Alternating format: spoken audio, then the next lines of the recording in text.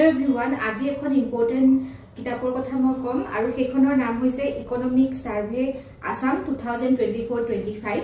আসাম ইকোনমিৰ কাৰণে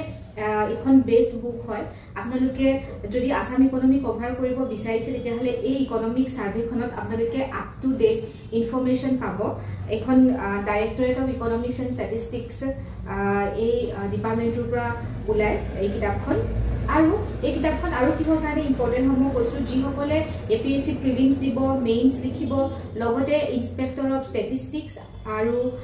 যি আপোনালোকৰ এপিডিচিএলৰ পৰীক্ষা হ'ব জুনিয়ৰ ডেভেলপমেন্ট অফিচাৰ অৰ্থাৎ ৰিসাৰ্চ এসিস্টেন্ট এই সকলোৰে কাৰণে এই কিতাপখন ইম্পৰ্টেন্ট হয় এই কিতাপখনত আপোনালোকৰ 20টা চেপ্টাৰ আছে আৰু আমাৰ ইউটিউব চেনেল এক্সাম ক্লিকাৰ্ছ আসামত আপোনালোকে এই 20টা চেপ্টাৰৰ এনালাইসিস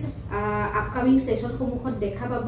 কাৰণ আমি যেতিয়া এপিএসসি প্ৰিভিয়াস ইয়াৰ কোৱেশ্চন সমূহ যেতিয়া এনালাইসিস কৰিছিলো তেতিয়া দেখা গৈছিল যে ইয়াৰ পৰা বহুত কোৱেশ্চনছ আহিছিলে আৰু মেইনছটো ইয়াৰ বহুতখিনি ইনফৰমেশন আপোনালোকে এড কৰিব পাৰিব সো কমেন্ট সেকশনত জনাব আপোনালোকক এই কিতাপখনৰ এনালাইসিসৰ প্ৰয়োজন যদি আছে আমি সেশন সমূহত ডিটেইলছত ইনপুট কৰিব কাৰণে চেষ্টা কৰিম আৰু এটা কথা এই কিতাপখনত এখন হেভি বুক হয় এখন কিন্তু সকলোবিলাক ইনফৰমেশনো দৰকাৰ নহয় যোনখিনি দৰকাৰী ইনফৰমেশন হয় সেইখিনি সেশন লৈহে মই আহিম ইকোনমিক সাৰ্ভে এনালাইসিস লৈ পেলাই থ্যাংক ইউ